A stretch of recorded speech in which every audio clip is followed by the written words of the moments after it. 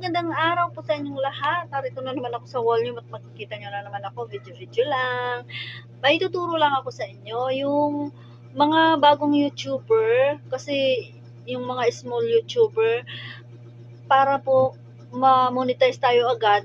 Kasi ngayon kailangan mayroon kang 1,500 na subscribers. So yung 1,500 subscribers, kahit umabot pa ng 4,000 agad yung subscribers mo, kung hindi naman nakukumpleto yung 4,000 watch hour na nanonood sa mga palabas mo sa YouTube, mga upload mo na video, wala rin, hindi ka pa rin po mamomonetize. Kailangan po makumpleto yung 4,000 watch hours.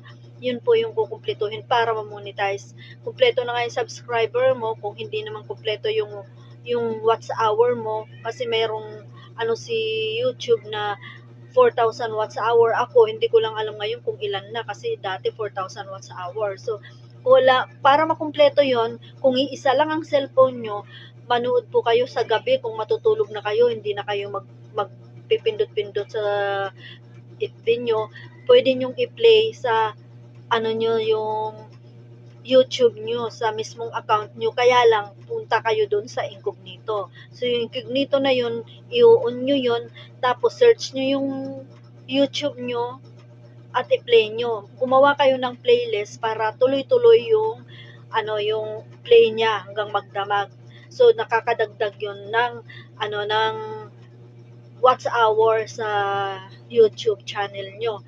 Ngayon, huwag nyo gagamitin ng hindi incognito kung gamit nyo yung account nyo, kasi malalaman ni YouTube yun. Imbis na lalaki yung watch hour nyo, babawasan po yun ng babawasan kasi malalaman. So, ang incognito po, hindi po malalaman ni YouTube na ginagamit nyong pinanunood nyo yung inyong mga videos doon sa incognito.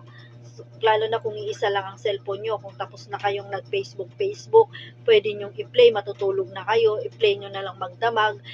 Yung the best doon, gagawa po kayo ng playlist. Yun. Pag nakumpleto nyo yung 4,000 watch hour, monetize na kayo, may mga matatanggap na kayong message o mga ni YouTube doon sa account nyo, yung Gmail account nyo doon. Magkaka-receive na kayo kung anong gagawin, kung anong kailangan. So, maraming salamat. Sana may tutunan kayo kahit wala po akong mga ganyan-ganyan na tinuturo. Papakinggan nyo man lang. Malinaw naman. So, kung hindi malinaw, pwede kayong magtanong sa akin. God bless you.